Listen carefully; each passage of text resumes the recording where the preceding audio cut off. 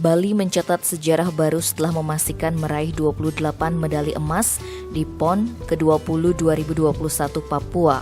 Untuk pertama kalinya sepanjang perhelatan PON, Bali menembus posisi 5 besar.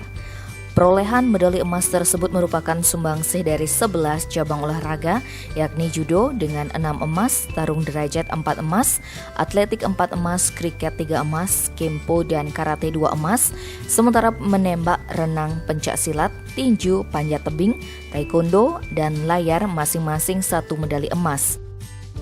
Dari rentetan cabur itu, semuanya memang langganan emas dan kembali menorehkan prestasi dari PON 2016 hingga PON 2021. Hanya 2 yang merupakan cabur kejutan yang sukses mendulang emas yaitu tinju dan taekwondo. Prestasi tertinggi tinju di PON 2016 adalah perak, sedangkan taekwondo hanya perunggu.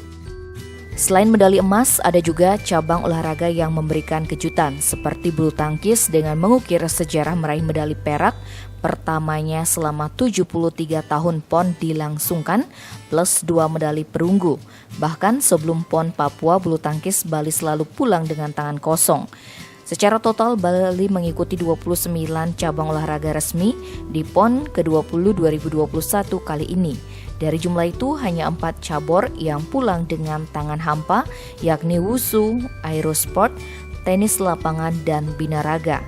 Selain cabang olahraga resmi, Bali juga mengikuti 4 cabur eksibisi, yakni esport, selancar ombak, hapkido, dan kabadi. Tim Bali Express melaporkan.